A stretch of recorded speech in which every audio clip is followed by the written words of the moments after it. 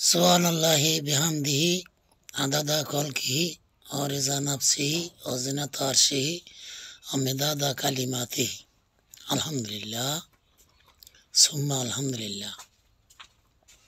আল্লাহর কুদরত বোঝা বড় কঠিন। উজাইর আলাইহিস সালাম মুসা আলাইহিস সালামের ভাই হারুন আলাইহিস সালামের সন্তান। উজাইর আলাইহিস সালাম উনি সফর করতেছেন দিনের দাওয়াতের লাইনে।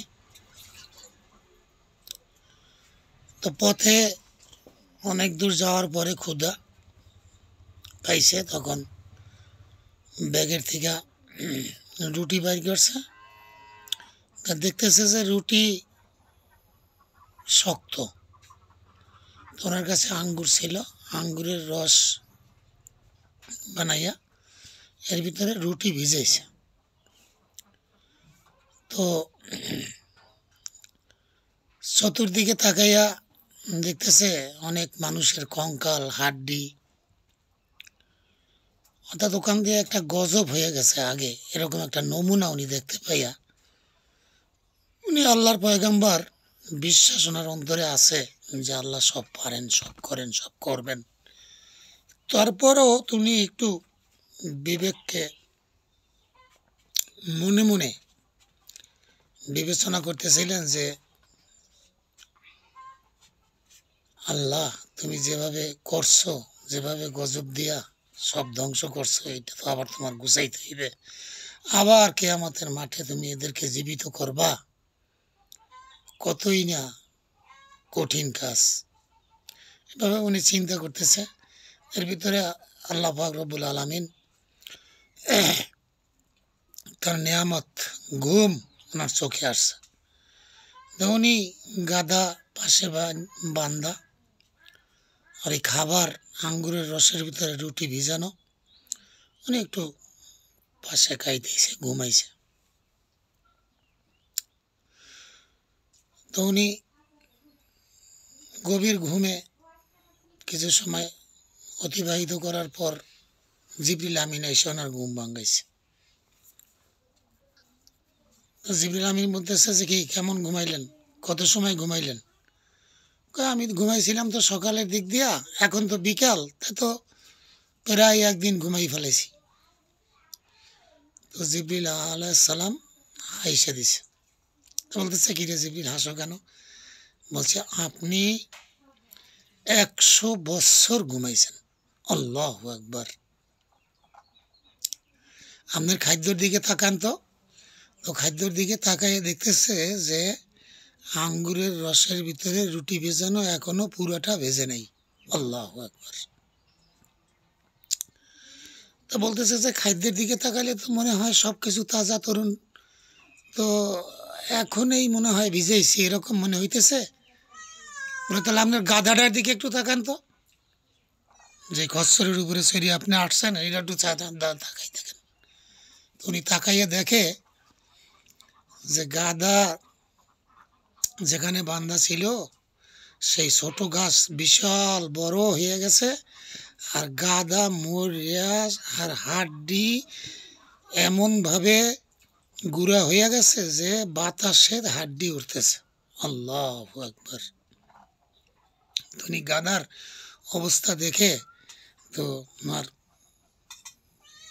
চিন্তা হয়ে গেল যে আসলে 100 বছরের কম আমি ঘুমাই নেই। এরপরে জিবরিল আমিন ওনার এই গাধার হাড্ডিগুলা আর এই আশপাশে যে হাড্ডিগুলা ছিল সব একত্রে এক জায়গায় জমা করলেন। এবার উজাইর আলাইহিস সালামকে বললেন আপনি এদিকে একটু তাকাই থাকেন। তো দেখা গেল নিমিষের ভিতরেই হাড্ডিগুলি থেকে কিছু হাড্ডি আলাদা হইল, সতেজ। এরপর একটা স্ট্রাকচার হইল।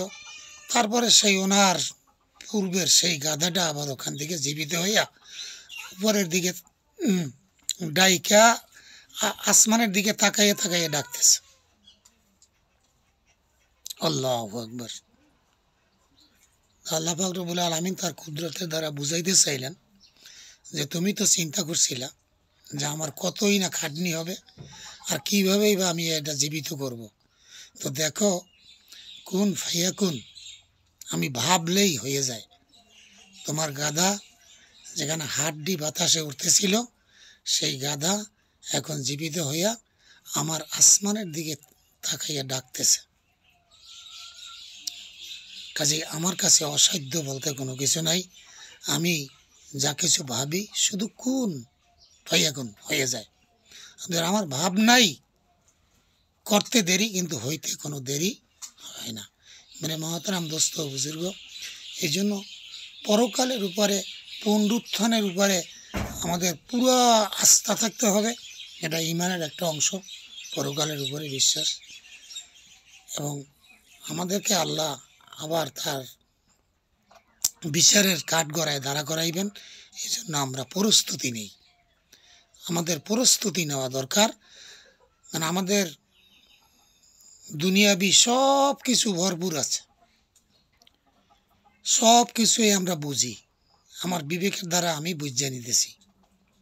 ব্রিটিশ আমলের জমা জমির কাগজপাতি সেগুলো আমার বুঝে আসে, কিন্তু আল্লাহ পাক রব্বুল আলামিনের সামনে বিচারের কাঠগড়ায় আমাকে দাঁড়াইতে হইবে, আমাকে আবার আল্লাহ পূর্ণাঙ্গভাবে জীবিত করবেন, এটা আমার বুঝে আসে না। আমরা মৌখিক বিশ্বাস করি, অনেকেই এটা নিয়ে কোনো ফিকির আমাদের নাই। যেন আসুন আমরা ফিকির করি যে আমাদের মরতে হবে, আমরা আবার জীবিত হব, আমরা আবার আল্লাহর দরবারে কাঠগড়ায় দাঁড়াবো, এবং আল্লাহ পাক রব্বুল আলামিন আমার সাথেই আছেন, তিনি সব দেখেন, সব শোনেন। কাজেই কোনো কিছুই গোপন থাকবে না, যারা থেকে যারা পরিমাণ হিসাব হবে, ভালোটারও হিসাব হবে, খারাপেরটারও হিসাব হবে। এই জন্য আমরা যাতে হিসাবের কাঠগড়ায় দাঁড়াইয়া হিসাব দিতে না হয়, এই জন্য একটা দোয়া আছে, এই দোয়াটা আমরা বেশির থেকে বেশি পাঠ করব। আল্লাহুম্মা আজিনি মিনান নার বেগাইরি হিসাব। আল্লাহ পাক রব্বুল আলামিন বিনা হিসাবে জাহান্নাম থেকে মুক্তি দিয়ে দিবেন। আল্লাহুম্মা ইন্নী আসআলুকাল জান্নাতা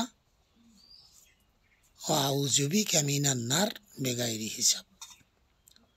আল্লাহ পাক রব্বুল আলামিন কোনো হিসাব নেবেন না, আমাকে জান্নাত দেবেন এবং বিনা হিসাবে জাহান্নাম থেকে আমাকে মুক্তি দিয়ে দেবেন। এজন্য আমরা এই দোয়াটা বেশি বেশি করি, তওবা আস্তাগফিরুল্লাহ বেশি বেশি করি, আমাদের জিন্দেগির গুনাহ যাতে মাফ হয়ে যায়। সুবহানাল্লাহি আজিম ওয়া বিহামদিহি লা হাওলা ওয়ালা কুওয়াতা ইল্লা বিল্লাহ। এই দোয়াটা আমরা বেশি থেকে বেশিবার পাঠ করি। সুবহানাল্লাহি ওয়া বিহামদিহি আস্তাগফিরুল্লাহ। হুজুর সাল্লাল্লাহু আলাইহি সাল্লামের জিন্দেগির শেষ তওবা। আসুন এটা আমরা বেশি বেশি পড়ি। সুবহানাল্লাহি ওয়া বিহামদিহি আস্তাগফিরুল্লাহ ওয়া আতুবু ইলাইহি। সুবহানাল্লাহি ওয়া বিহামদিহি আস্তাগফিরুল্লাহ ওয়া আতুবু ইলাইহি। হযরত মুহাম্মদ মুস্তাফা সাল্লাল্লাহু আলাইহি সাল্লাম আমাদের বিশ্ব নবী, উনি পৃথিবী থেকে বিদায় নেওয়ার আগে এই তওবাটা পড়ছেন। এই জন্য এই তওবাটা পড়লে জিন্দেগির সমস্ত গুনাহ আল্লাহ মাফ করবেন, বিনা হিসাবে জান্নাত দেবেন। এই জন্য এই তওবাটা আমরা বেশি বেশি পড়ি। আরও হাদিসের সাবেত আছে, আস্তাগফিরুল্লাহ আল্লাযী লা ইলাহা ইল্লা হুয়াল হাইয়ুল কাইয়ুম ওয়া আতুবু ইলাইহি। আস্তাগফিরুল্লাহ আল্লাযী লা ইলাহা ইল্লা হুয়াল হাইয়ুল কাইয়ুম ওয়া আতুবু ইলাইহি।